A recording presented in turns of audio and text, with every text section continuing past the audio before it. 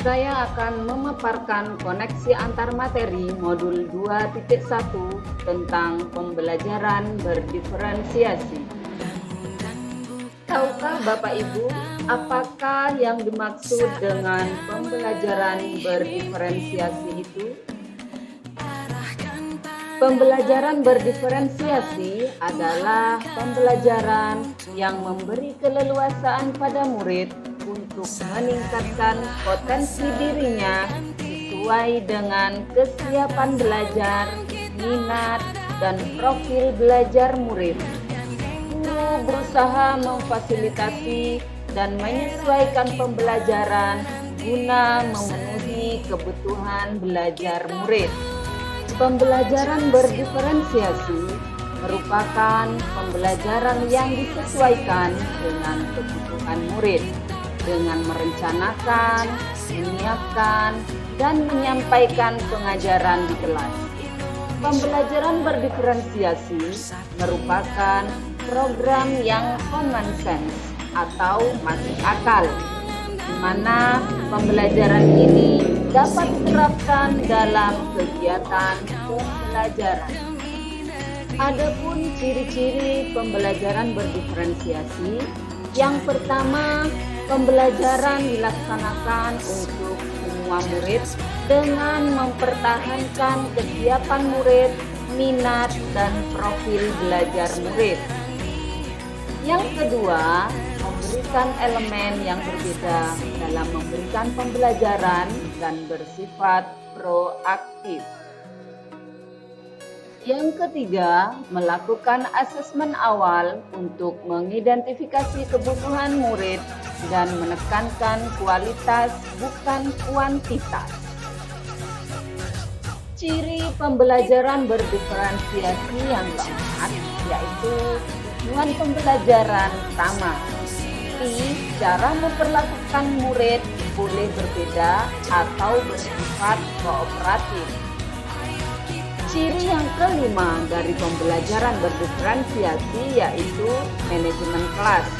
Di sini dalam memberikan pembelajaran, guru boleh melakukannya secara individual atau berkelompok, atau boleh juga secara campuran. Nah, dalam hal ini, apa saja yang harus guru lakukan sebelum pelaksanaan pembelajaran berdiferensiasi itu? Bapak Ibu, ada 5 hal yang harus guru lakukan sebelum pembelajaran berdiferensiasi dilaksanakan. Yang pertama, guru harus memperhatikan kesiapan murid, minat, dan profil belajar murid. Yang kedua, guru harus menciptakan lingkungan belajar yang nyaman dan menyenangkan. Yang ketiga, guru harus melakukan asesmen secara kontinu, baik di awal, dalam proses pembelajaran, atau di akhir pembelajaran. Yang keempat, guru memahami tujuan pembelajaran yang akan dicapai. Dan yang kelima, guru melakukan manajemen kelas yang efektif. Ada 3 aspek kebutuhan murid. Yang pertama yaitu kesiapan belajar murid atau readiness. Yang kedua, minat belajar murid. Dan yang ketiga yaitu profil belajar murid. Aspek kesiapan belajar berkaitan dengan kapasitas untuk mempelajari materi, konsep, atau keterampilan baru. Sebuah tugas yang mempertimbangkan tingkat kesiapan murid akan membawa murid keluar dari zona nyaman mereka dan memberikan mereka tantangan, namun dengan lingkungan belajar yang tepat dan dukungan yang memadai, mereka tetap dapat menguasai materi atau keterampilan baru tersebut.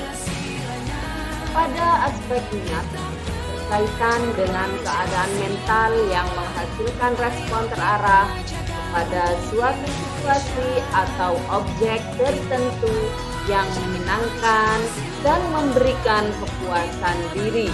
Sebagai contoh, dalam gelar kreasi kelas 6, setiap siswa menampilkan kreasi yang berbeda-beda. Ada yang melakukan tari, berpidato, dan bahkan ada pula yang berkomedi.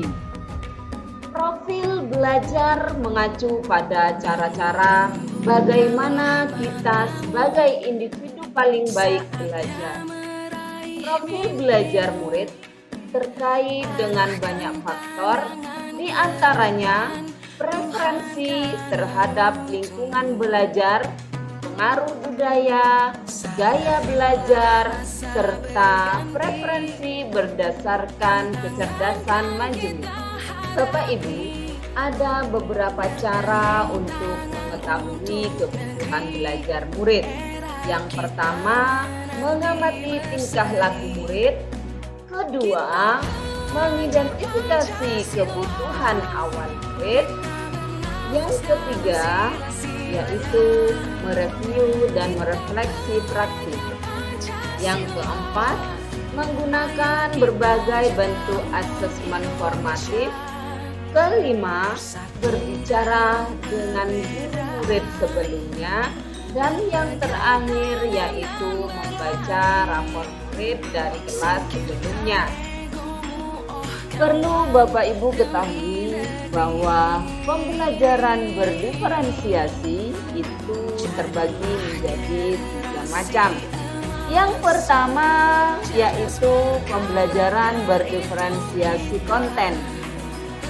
Pembelajaran ini disiapkan sesuai dengan minat, kesiapan, dan profil belajar murid serta berkaitan dengan apa yang akan diajarkan. Yang kedua yaitu pembelajaran berdiferensiasi proses. Pembelajaran ini dilakukan secara berjenjang dengan menyediakan pertanyaan, mencari tantangan yang harus diselesaikan, pengelompokan secara fleksibel untuk menyelesaikan tugas, dan sebagainya. Yang ketiga yaitu pembelajaran berdiferensiasi produk. Pembelajaran ini mengharapkan murid menghasilkan produk yang telah dipelajari dan sesuai dengan pemahaman murid serta tujuan pembelajaran yang dicapai. Dari penjelasan tersebut, adakah keterkaitan antar modul 2.1 dengan modul sebelumnya? Tentu saja ada, Bapak Ibu. Keterkaitan antar modul baik dari modul 1.1, modul 1.2, modul 1.3 dan modul 1.4 itu pasti ada kaitannya dengan modul 2.1 yaitu pembelajaran berdiferensiasi. Dari modul tersebut, pembelajarannya pastinya berpihak pada murid. Bapak Ibu, mari kita simak rincian keterkaitan modul 2.1 dengan modul sebelumnya. Yang pertama yaitu keterkaitan modul 1.1 dengan modul 2.1. Setiap murid itu unik. Guru harus menuntun murid sesuai dengan kodratnya menuju keselamatan dan kebahagiaan setinggi-tingginya.